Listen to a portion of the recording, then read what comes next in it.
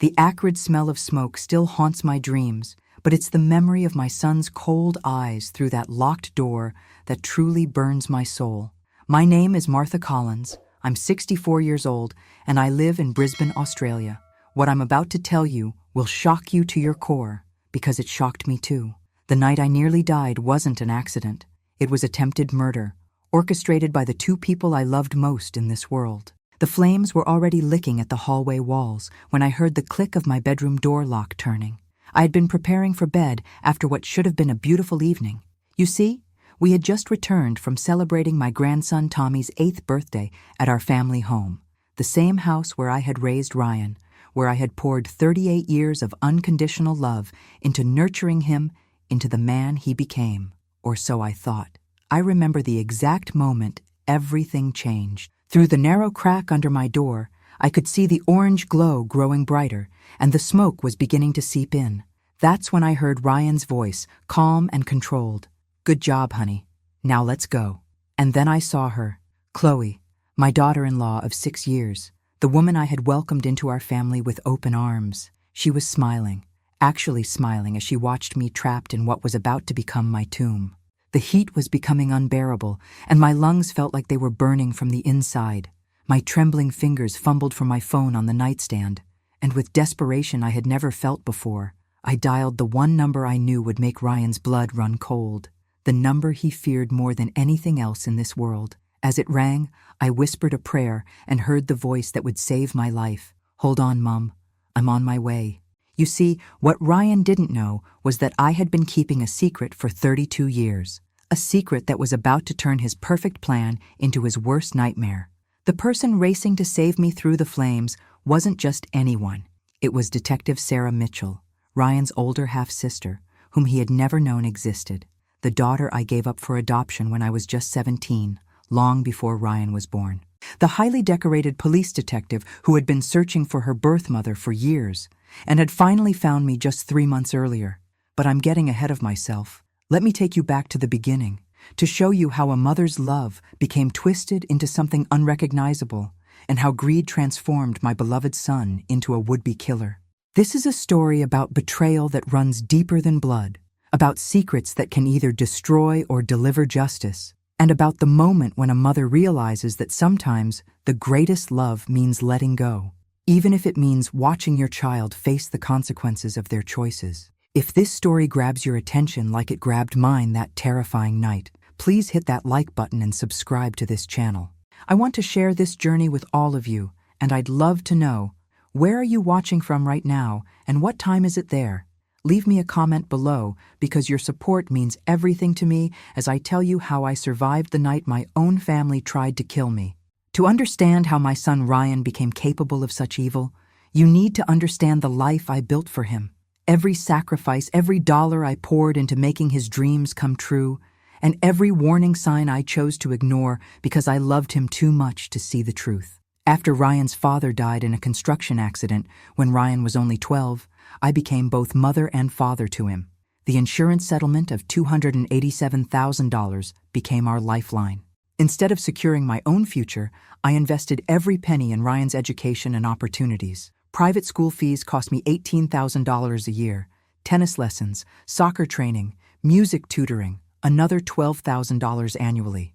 When he wanted to study engineering at university, I didn't hesitate to spend $45,000 on his degree, even though it meant selling my mother's jewelry and taking out a second mortgage on the house. Ryan graduated with honors and quickly landed a position at a prestigious engineering firm in Brisbane.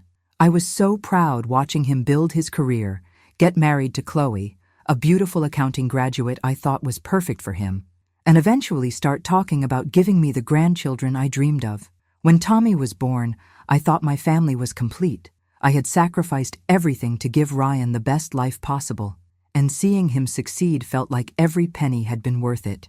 But success changed Ryan in ways I couldn't have imagined. The more money he earned, the more distant he became. The warm, grateful son who used to hug me tight and thank me for my sacrifices gradually transformed into someone who viewed my presence in his life as an inconvenience. When his engineering firm promoted him to senior partner last year, a position worth over $180,000 annually, Ryan's attitude toward me shifted dramatically. "Mum, we need to talk about your living arrangements," he said one autumn evening. We were sitting in the kitchen of the 4-bedroom house where I had raised him, the same house I had been paying off for 23 years. "Chloe and I think it would be better if you moved into one of those nice retirement communities. We'll help you find something appropriate." The word appropriate stung like a slap.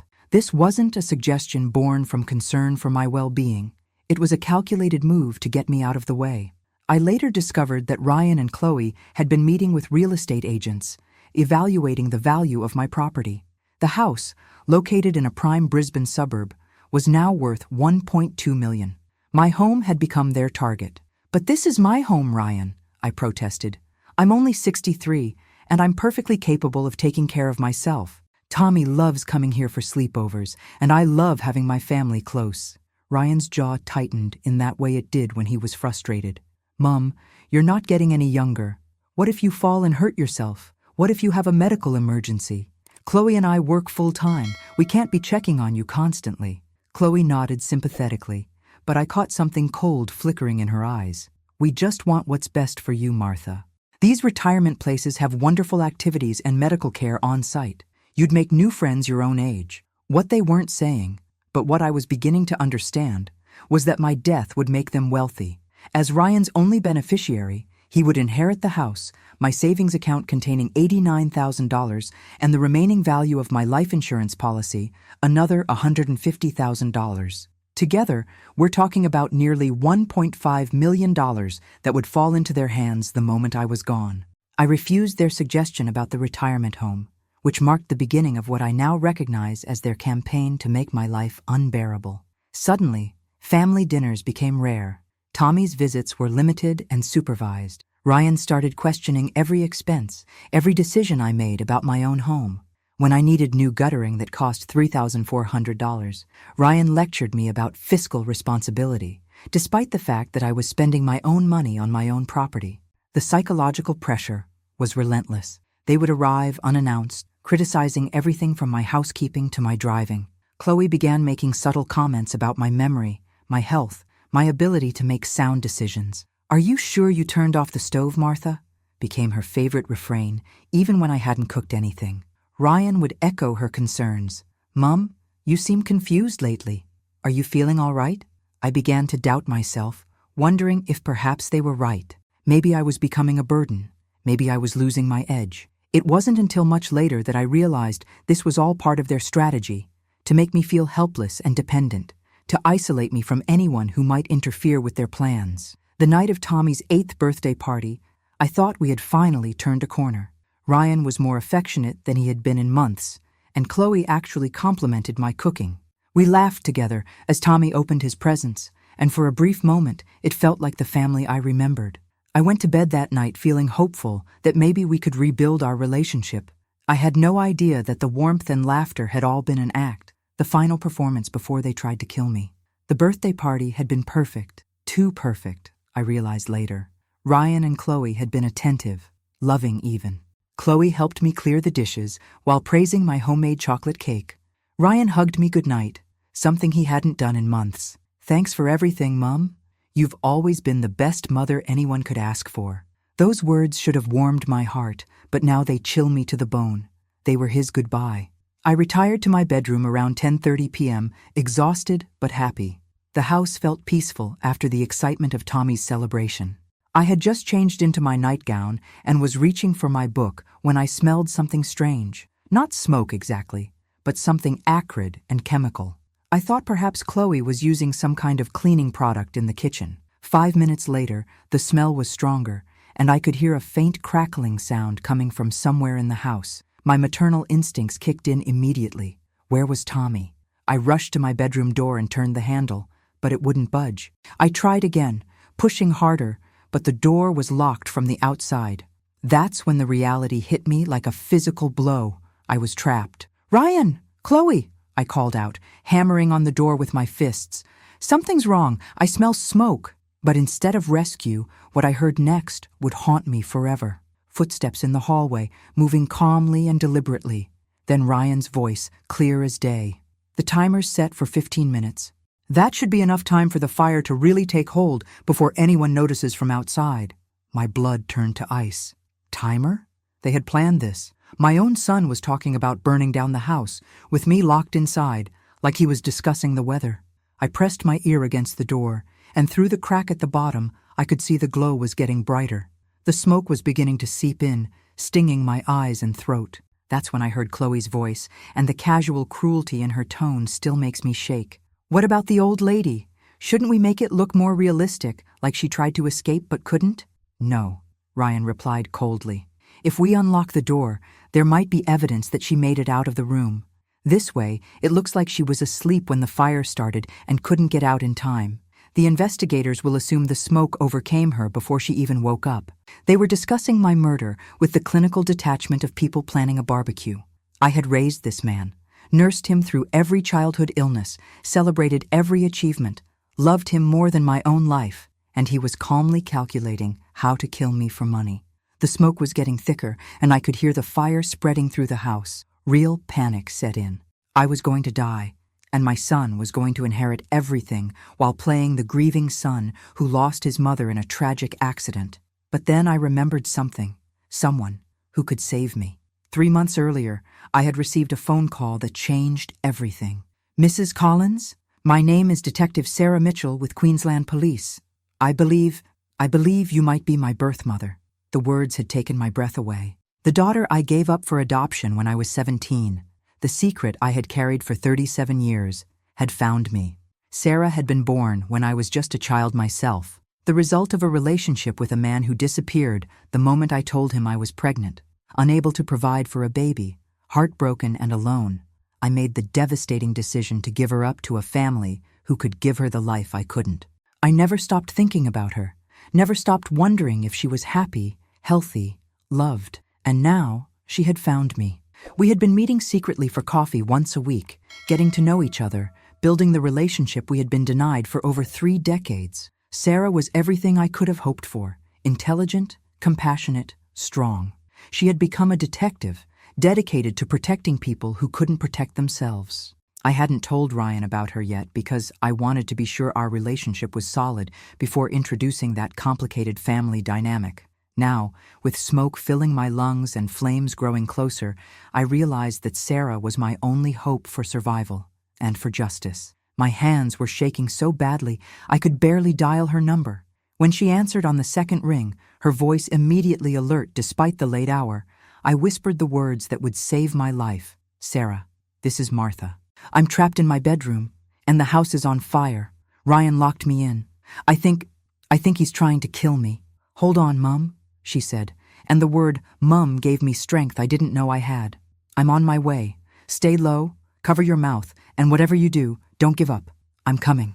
As I waited for rescue, crouched on the floor with a wet towel over my face, I could hear Ryan and Chloe's voices outside. They were putting on a show now, screaming and calling for help, pretending to be frantic family members who had just discovered the fire. "Someone call the fire department," Ryan shouted. "My mother is trapped inside." The performance was Oscar-worthy, but I knew the truth. And thanks to the daughter I thought I'd lost forever, soon everyone else would know the truth too. Sarah arrived before the fire department, which probably saved my life. I heard her voice cutting through Ryan and Chloe's fake hysteria. "Queensland Police, everyone step back from the building." Then I heard something that made my heart race with hope, the sound of my bedroom window being smashed from outside. "Mum? I'm here," Sarah called, as she climbed through the broken glass. Through the smoke and chaos, I saw her silhouette, tall, strong, determined. She was wearing civilian clothes, but she moved with the confidence of someone trained for emergencies. "We need to get you out now." As she helped me through the window, I caught a glimpse of Ryan's face when he saw us. The color drained from his features, and he looked like he'd seen a ghost. "Who is she?" he asked, his voice barely above a whisper. But there was no time for explanations. Sarah was already leading me away from the house, her arm around my shoulders, supporting my shaking legs. The fire department arrived within minutes, followed by an ambulance that checked me for smoke inhalation. I was treated and released, but the damage to the house was extensive. The fire had started in the kitchen, exactly where Ryan and Chloe had been cleaning up after the party. What the investigators would later discover was that an accelerant had been used to ensure the fire spread quickly and burned hot enough to destroy evidence. "Mrs. Collins," The fire marshal approached me as I sat in Sarah's car, wrapped in a blanket. "I'm Captain Morrison. I need to ask you some questions about what happened tonight. Your son mentioned that you might have left something on the stove." Before I could answer, Sarah stepped forward and showed him her badge. "Captain Morrison, I'm Detective Sarah Mitchell, QPS. Mrs. Collins is my—" She paused, glancing at me with eyes that held 37 years of questions. "She's family, and I have reason to believe this wasn't an accidental fire." That's when I saw Ryan truly panic for the first time.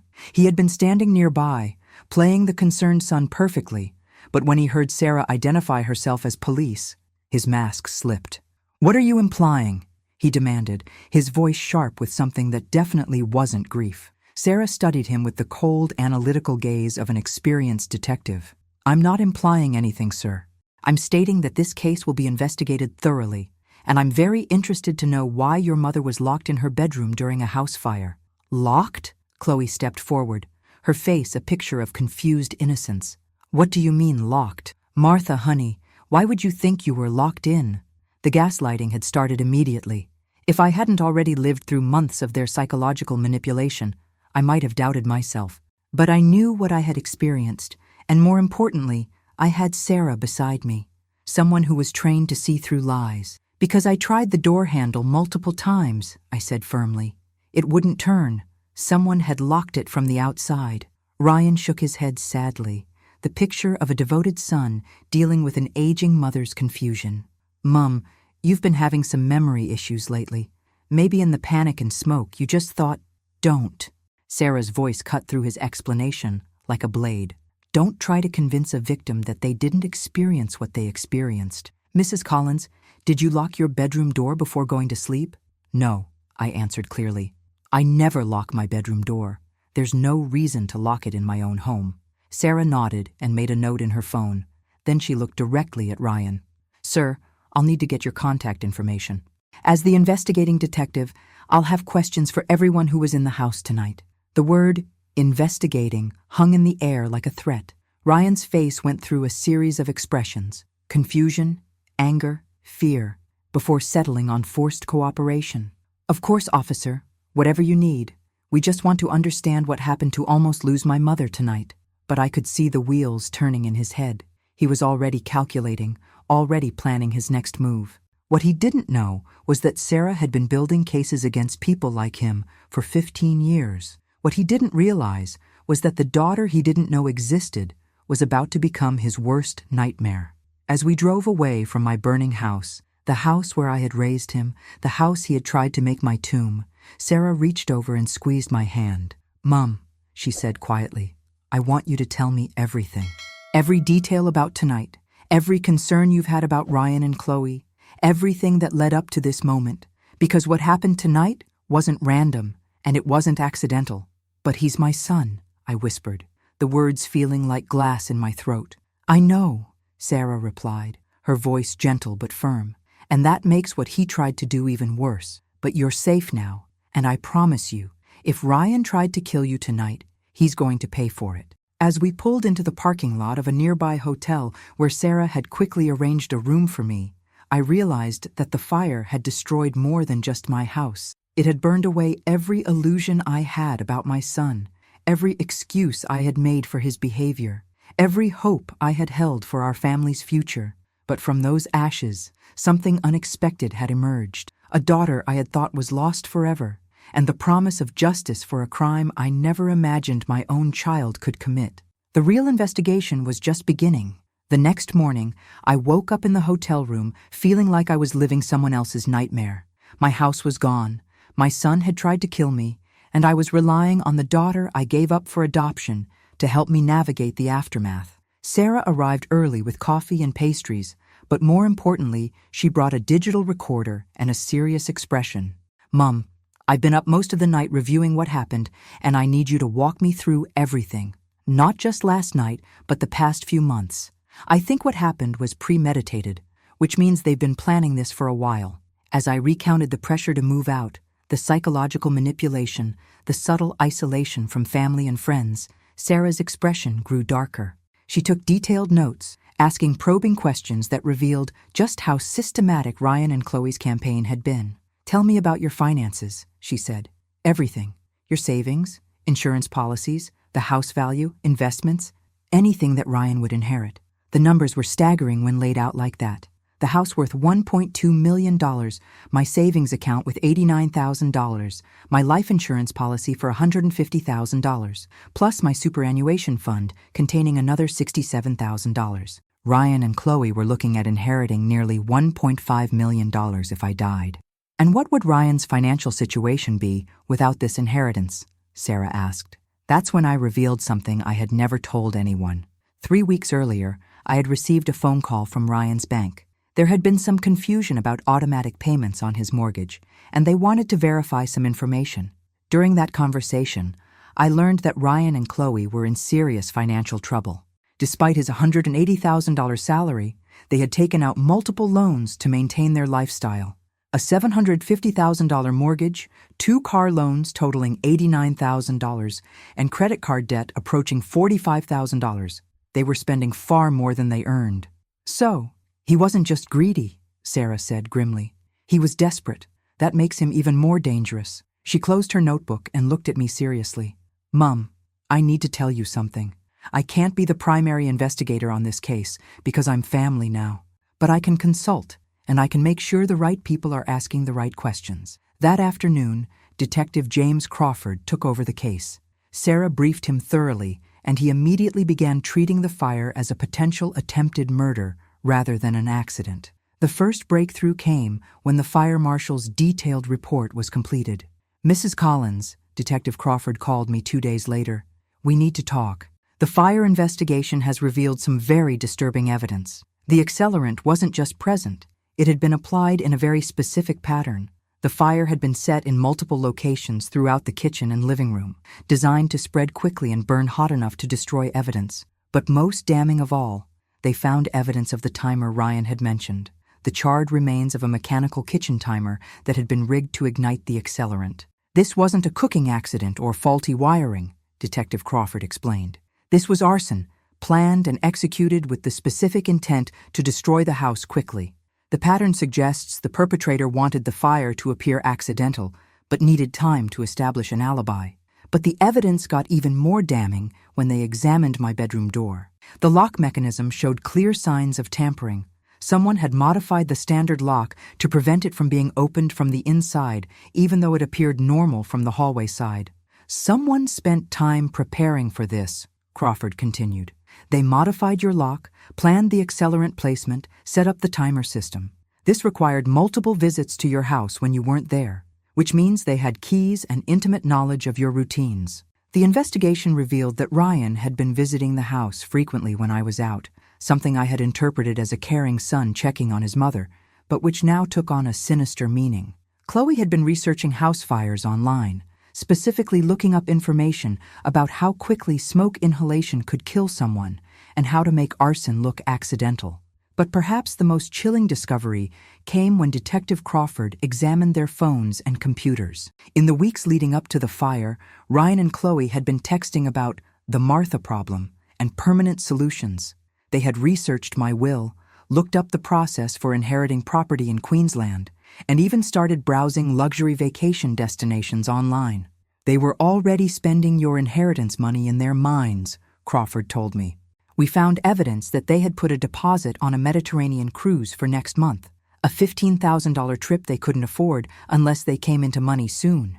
The evidence was overwhelming, but there was still one problem. Proving that Ryan and Chloe were actually responsible would require catching them in contradictions or finding physical evidence linking them directly to the crime. That's when Sarah came up with a plan that was both brilliant and terrifying. "Mom," she said during one of our daily coffee meetings, "I want you to call Ryan. Tell him you're confused about what happened that night, that maybe your memory isn't as clear as you thought. Tell him you're grateful that he and Chloe tried so hard to save you." "But why would I do that?" I asked. Sarah smiled grimly. "Because guilty people can't resist the urge to reinforce their lies. If Ryan thinks he's convinced you that it was an accident, he'll want to make sure you stay convinced. And when he does that, he's going to reveal information that only the arsonist would know." The trap was set.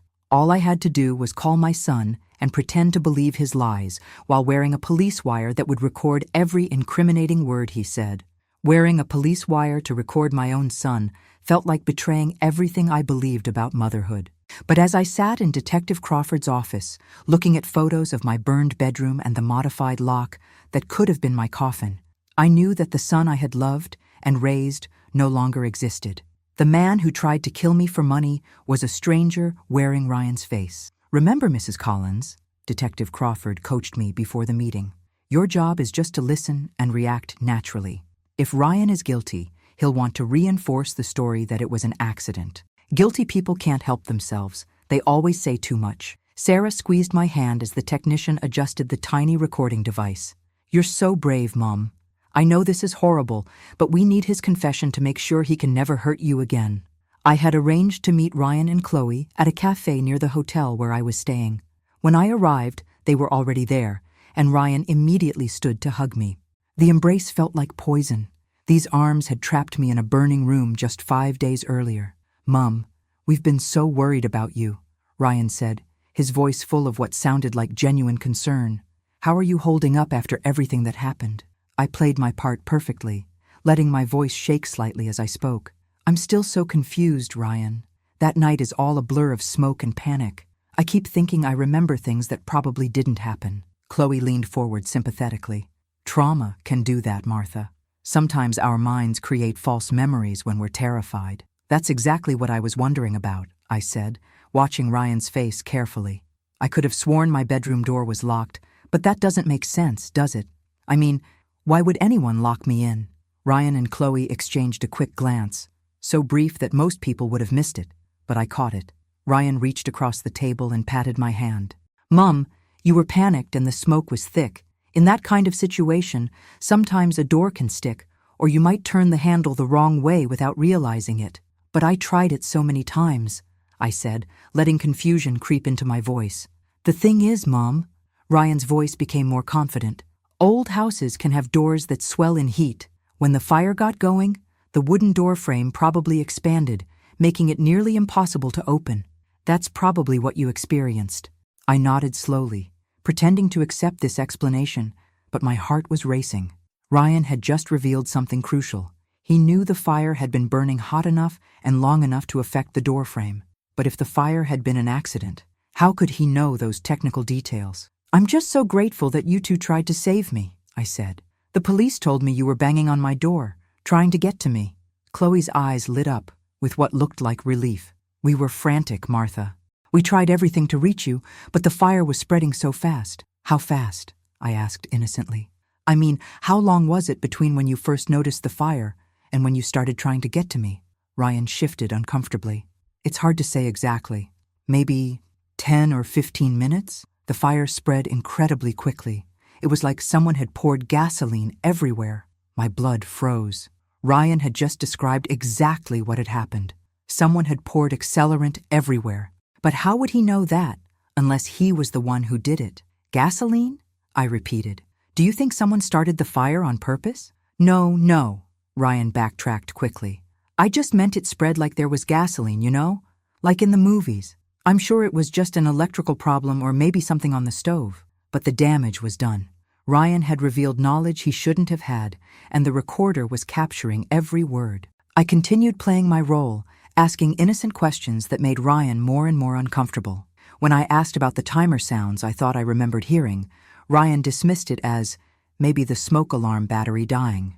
When I mentioned thinking I heard voices in the hallway, Chloe suggested it was probably the TV we left on downstairs. But the most damning moment came when I asked about their insurance. "I keep thinking about all the money this is going to cost," I said sadly. "Thank goodness I have homeowner's insurance, but I suppose there are always deductibles and things that aren't covered." Ryan's response was immediate and revealing.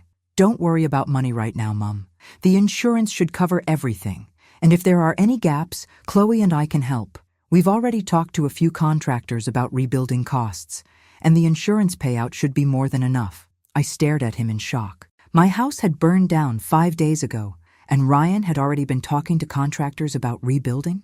When would he have had time to do that if he had been genuinely worried about my well-being? "You've already gotten estimates?" I asked. Ryan realized his mistake immediately. "I just wanted to be prepared, to help you through this process," but it was too late. He had revealed that instead of focusing on my recovery from a traumatic near-death experience, he had been calculating construction costs and insurance payouts. The recording device was capturing everything: his premature knowledge of the fire's behavior, his detailed understanding of the damage, and his suspicious focus on money rather than my well-being. As we parted ways after that lunch, Ryan hugged me again. "I love you, Mom. I'm just so grateful we didn't lose you." The irony was devastating. He was grateful they didn't lose me because I was still alive to expose their crime. 2 hours later, I was back at the police station, listening to Detective Crawford and Sarah analyze the recording. Ryan had incriminated himself thoroughly, but they needed one more piece of evidence to make the case ironclad. "We're going to arrest them tomorrow morning," Crawford announced. "We have enough for charges, but I want to search their house first. If they kept any evidence of their planning, we need to find it before they have a chance to destroy it." The net was closing around my son and daughter-in-law, but I felt no satisfaction, only the deep, aching grief of a mother watching her child destroy himself. I wasn't there when they arrested Ryan and Chloe, but Sarah described it to me afterward. It happened at 6 a.m. on a Tuesday morning, with multiple police vehicles surrounding their house in coordinated precision. Detective Crawford had obtained warrants not just for their arrest, but to search their home, vehicles, and electronic devices. Ryan answered the door in his pajamas, Sarah told me over coffee later that day. When Crawford showed him the warrant, his face went completely white. Chloe started screaming about harassment and demanding lawyers, but Ryan just stood there like he knew this moment was inevitable. The search of their house revealed evidence that chilled me to the bone. In Chloe's home office, investigators found a notebook with detailed plans written in her handwriting. She had mapped out my daily routines, noted when I went grocery shopping, when I visited friends, when the house would be empty. There were sketches of the house layout, with notes about exit points and optimal placement. But perhaps most damning was a life insurance application they had filled out in my name just 6 weeks earlier, without my knowledge or signature. They had forged my signature to apply for an additional $300,000 policy on top of my existing coverage. The application had been rejected due to inconsistencies, but the attempt showed clear premeditation. On Ryan's laptop, investigators found his internet search history from the weeks leading up to the fire. The searches painted a picture of a man systematically planning murder. How long does smoke inhalation take to kill? House fire investigation procedures, arson detection methods, inheritance laws Queensland, and most chilling of all, how to make bedroom door locks fail during emergency. They also found evidence of their financial desperation. Credit card statements showed they owed $67,000 across 8 different cards, bank notices threatening foreclosure on their house, loan documents for a second mortgage they had taken out to pay minimum payments on their existing debts. Ryan's engineering firm had also recently put him on probation for poor performance. His job was in jeopardy. They were drowning financially, Detective Crawford explained during my briefing. Your inheritance wasn't just greed. It was their only way out of bankruptcy and potential homelessness. The evidence against them was overwhelming. The modified lock, the timer mechanism, the accelerant pattern, the forged insurance application, the incriminating recorded conversation, and now the physical evidence from their house. But what sealed their fate was Chloe's desperate attempt to save herself. 3 hours after their arrest, Chloe's lawyer contacted the prosecution with a plea deal offer. She would testify against Ryan in exchange for reduced charges. According to her statement, the entire plan had been Ryan's idea, and she had only gone along because he threatened to leave her and take Tommy away if she didn't cooperate. Her testimony revealed details that made my blood run cold. Ryan had been planning my death for over 4 months. He had researched different methods before settling on arson because it would destroy most physical evidence. The birthday party had been deliberately planned as their alibi. They would be the loving family members who had just celebrated with grandmother before tragedy struck. He told me the old lady had lived long enough, Chloe testified, referring to me with casual cruelty. He said she was selfish for holding on to all that money when we needed it now. He convinced me that we were just taking what would be ours eventually anyway.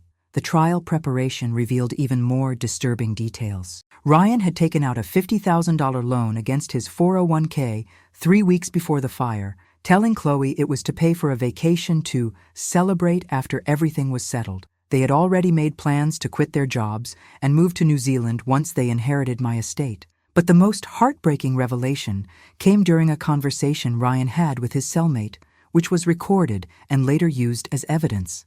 "The worst part," he said, "isn't that the plan failed. It's that now I have to pretend to care about the old woman's well-being when all I want is for her to just die already." When I heard that recording, something fundamental broke inside me.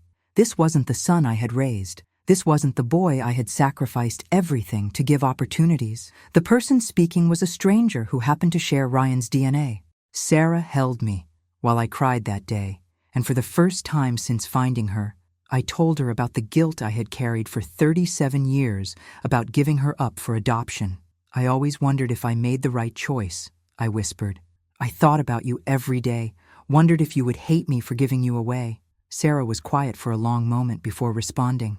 "Mum, you gave me to a family who raised me with love and strong moral values. Ryan, who had every advantage and all your devotion, tried to murder you for money. You didn't fail as a mother. You made different choices under different circumstances, and those choices shaped who we became." As the trial date approached, I faced an impossible decision. The prosecution wanted me to testify against Ryan, to look my son in the eye and tell a jury how he had tried to kill me. Part of me still loved the boy he had been, but I knew that boy was gone forever. The man who remained had to face justice for what he had done. The courtroom was packed on the first day of Ryan's trial. I had expected media attention. Attempted murder cases involving family members always draw crowds, but I wasn't prepared for the intensity of the scrutiny. Cameras flashed as I entered the building, and reporters shouted questions about how it felt to testify against my own son. Sarah walked beside me, her hand steady on my elbow. "Remember, Mum, you're here for justice, not revenge. You're here to make sure he can never hurt you or anyone else again." Ryan looked different in his orange jumpsuit, thinner, older, with dark circles under his eyes. When our eyes met across the courtroom, I searched his face for any sign of remorse, any hint of the loving son I had raised. Instead, I saw cold calculation and resentment. He was angry that he had been caught, not sorry for what he had done. The prosecution, led by Crown Prosecutor Amanda Chen, methodically built their case. The evidence was devastating. The modified lock, the timer mechanism, the accelerant patterns, the forged insurance documents, the recorded confession, and Chloe's testimony. Each piece of evidence was like another nail in Ryan's coffin. When they played the recording of our cafe conversation, I watched Ryan's reaction carefully. He showed no shame as the jury heard him reveal details only the arsonist could know. He showed no emotion when they played his jailhouse conversation about wanting me to just die already. The son I had loved was truly gone. My testimony was the hardest thing I've ever done. Prosecutor Chen led me through the events of that night, and I had to relive every terrifying moment in front of a room full of strangers, including my would-be killer. "Mrs. Collins," she asked gently, "when you realized your door was locked, what went through your mind?" "I was confused at first," I said, my voice barely above a whisper. "Then I smelled the smoke getting stronger, and I started to panic. But even then, I couldn't believe that my own son, the boy I raised, the man I sacrificed everything for, could be trying to kill me." Ryan's defense attorney, Michael Harrison, tried to paint me as a confused elderly woman whose memory couldn't be trusted. During cross-examination, he suggested that my supposed phone call to Sarah was actually made after I escaped the fire, not during it. "Mrs. Collins," he said condescendingly, "isn't it possible that in your confusion and trauma, you've misremembered the sequence of events? Isn't it possible that you called Detective Mitchell after you were already safe, not while you were trapped?" I looked him directly in the eye and spoke with all the strength I could muster. "Mr. Harrison, I may be 64 years old, but I am not confused about the most terrifying night of my life. I called my daughter while smoke was filling my lungs and flames were getting closer because she was my only hope for survival. That phone call saved my life, and no amount of legal manipulation will change that fact." The jury's reaction told me everything I needed to know. They believed me. Sarah's testimony was equally powerful. As a police detective with 15 years of experience, her analysis of the evidence carried significant weight. She walked the jury through the crime scene, explaining how the fire had been set, how the lock had been modified, and how the timing all pointed to premeditation. This wasn't a crime of passion, she testified. This was a calculated attempt at murder, planned over months, with the specific intent of making it appear accidental. But the testimony that truly sealed Ryan's fate came from an unexpected source, Tommy's babysitter. Jennifer Walsh had been watching Tommy the night of the fire while Ryan and Chloe attended my birthday party. She testified that when Ryan and Chloe returned to pick up Tommy around 9:15 p.m., they seemed unusually calm and happy. They were almost giddy, she said. Mr.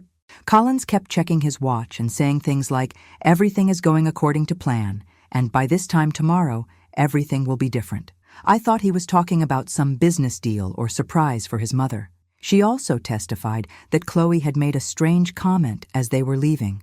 "I hope Martha has sweet dreams tonight. It might be her last peaceful sleep in that old house." The defense tried to argue that this was innocent small talk, but combined with all the other evidence, it painted a clear picture of two people celebrating the implementation of their murder plot. The most damning moment came when the prosecution played a recording from the prison phone system. 3 weeks into the trial, Ryan had called a friend and said, "The only mistake I made was not making sure the old bitch was actually dead before I left the house." Even Ryan's own lawyer looked stunned by that recording. How do you defend someone who openly admits to attempting murder and only regrets that he failed? During closing arguments, Prosecutor Chen addressed the jury with words that still give me chills. "Ladies and gentlemen, this case is about the most fundamental betrayal imaginable, a son attempting to murder his mother for money. Martha Collins gave Ryan Collins life, love, education, opportunities, and unconditional support for 38 years. In return, he tried to burn her alive in her own bed. The jury deliberated for only 3 hours. When they returned with their verdict, the foreman stood and spoke clearly. On the charge of attempted murder in the first degree, we find the defendant, Ryan Collins, guilty. On the charge of arson in the first degree, we find the defendant guilty. On the charge of insurance fraud, we find the defendant guilty." Ryan showed no emotion as the verdicts were read. He didn't look at me, didn't acknowledge the gravity of what he had done, didn't show any sign of remorse for trying to kill the woman who had given him everything. The sentencing hearing was scheduled for 2 weeks later, but I already knew that regardless of how many years Ryan received, the son I had loved was gone forever. Justice had been served, but the price of that justice was the complete destruction of the family I thought I had built. 2 weeks later, I sat in the same courtroom for Ryan's sentencing hearing. This time, I had the opportunity to deliver a victim impact statement, my chance to tell the court how his actions had affected me, and more importantly, my chance to say goodbye to the son I had lost. The judge, the Honorable Patricia Williams, was known for her firm but fair sentences. She had presided over the entire trial with dignity and had clearly been moved by the evidence. As I approached the podium to give my statement, she nodded encouragingly. I looked directly at Ryan as I spoke, hoping against hope to see some flicker of the boy I had raised. "Your Honor, 38 years ago, I held my newborn son in my arms and promised him I would love him unconditionally, protect him from harm, and give him every opportunity to become a good man. I kept that promise. When his father died, I worked 2 jobs to keep him in private school. I sold my mother's jewelry to pay for his university education. I sacrificed my own retirement savings to help him start his career. I loved him with every fiber of my being." My voice broke slightly, but I continued. "The man sitting in that chair is not the son I raised. The son I raised would never have locked his mother in a burning room. The son I raised would have given his life to save me, not plotted to take mine. The man who tried to murder me for my insurance money is a stranger wearing my son's face." Ryan finally looked at me then, and what I saw in his eyes was not remorse, but annoyance, irritation that I was prolonging his legal consequences with my emotional testimony. I want the court to understand that Ryan didn't just try to kill me. He killed the mother who loved him. The woman who believed in him unconditionally died in that burning room, even though my body survived. He destroyed our family, not just for money, but because he felt entitled to everything I had worked for, everything I had saved, everything I had planned to leave him anyway when I died naturally. I paused to compose myself before delivering the words that had taken me weeks to find. I forgive Ryan, not because he deserves it, but because carrying hatred would poison whatever years I have left. But forgiveness doesn't mean there shouldn't be consequences. Ryan made a calculated decision to commit murder, and he must face the full weight of justice for that choice. When I finished, the courtroom was completely silent. I returned to my seat next to Sarah, who squeezed my hand tightly. Ryan's lawyer made a plea for leniency, arguing that Ryan was a first-time offender who had acted out of financial desperation. He painted a picture of a man driven to temporary insanity by overwhelming debt and pressure. But Prosecutor Chen's response was devastating. Your Honor, the defendant wasn't driven to temporary insanity. He spent months planning this murder. He researched methods, modified locks, purchased accelerants, forged insurance documents, and created alibis. This wasn't a moment of desperation. It was a sustained campaign of premeditated murder motivated by pure greed. Then she revealed something that shocked even me. The investigation has also uncovered evidence that Ryan Collins had been slowly poisoning his mother for weeks before the fire, adding small amounts of sedatives to her food to make her appear confused and forgetful. He wanted to establish a pattern of mental decline that would support claims that she was no longer competent to manage her affairs. My blood ran cold. The confusion I had been feeling, the memory issues that Ryan had used to gaslight me. It hadn't been age or stress. It had been deliberate poisoning. He had been drugging me to make me doubt my own mind. Judge Williams listened to all the arguments before delivering her sentence. Her words were measured but firm. Mr. Collins, you have been convicted of attempting to murder your mother, the woman who sacrificed everything to give you opportunities in life. The evidence shows that this was not an impulsive act, but a carefully planned and executed crime motivated by greed and entitlement. She paused, looking directly at Ryan. The court finds no evidence of remorse, no acknowledgement of wrongdoing, and no indication that you understand the gravity of your crimes. You have shown more concern for your legal consequences than for the trauma you inflicted on your victim. Ryan's sentence was harsh but fair. 25 years in prison for attempted murder, 10 years for arson, and 5 years for fraud, all to be served consecutively. He would be 78 years old before he was eligible for parole. As the bailiff led Ryan away in chains, he finally spoke directly to me for the first time since his arrest. I hope you're happy, Mother. You've destroyed your only son's life. Those words crystallized everything I needed to understand about who Ryan had become. Even facing 40 years in prison for trying to murder me, he still saw himself as the victim. He still blamed me for his consequences. Sarah was right. I hadn't failed as a mother. I had raised a son with every advantage, every opportunity, and every expression of love possible. But somewhere along the way, Ryan had chosen entitlement over gratitude, greed over love, and murder over patience. Chloe received a lighter sentence as part of her plea agreement, 12 years for conspiracy and fraud. She would be eligible for parole in 8 years, but her cooperation had been crucial in securing Ryan's conviction. As we left the courthouse that day, Sarah asked me how I felt. Free, I said, surprising myself with the honesty of that answer. For the first time in months, I feel completely free. 6 months after Ryan's sentencing, I stood in the garden of my new home, a modest 2-bedroom house in a quiet Brisbane suburb, purchased with the insurance money from the fire. Sarah was helping me plant roses along the front fence, and for the first time since that terrible night, I felt truly at peace. The legal proceedings were finally over. Ryan had exhausted his appeals, and his conviction stood firm. Chloe was serving her sentence in a women's correctional facility, and Tommy was now living with his paternal grandparents, who had been horrified to learn what their son and daughter-in-law had attempted. I had visited Tommy twice since the trial, wanting to make sure he understood that none of this was his fault, and that I would always love him regardless of what his parents had done. He was receiving counseling to help him process the trauma of learning that his parents were criminals, and his grandparents were doing their best to provide stability in his young life. The roses look beautiful, Mum, Sarah said as she helped me water the new plantings. We had settled into calling each other Mum and daughter naturally, and the relationship I thought I had lost forever had become the greatest gift of my life. I never imagined I would be starting over at 64, I told her, but in some ways, this feels like the life I was meant to live. Sarah had helped me navigate the aftermath of the trial, including the difficult decision about what to do with Ryan's inheritance. Legally, he was still my son and would inherit my estate when I died, unless I changed my will. After much consideration, I had rewritten it to leave everything to Sarah, with a trust fund set up for Tommy's education. Ryan will have 40 years in prison to think about his choices, I had told my lawyer. I hope someday he finds remorse, but I can't enable his sense of entitlement any longer. The most surprising development came 3 months after the trial. A publisher approached me about writing a book about my experience. The story of a mother's survival and a daughter's investigation had captured public attention, and they believed it could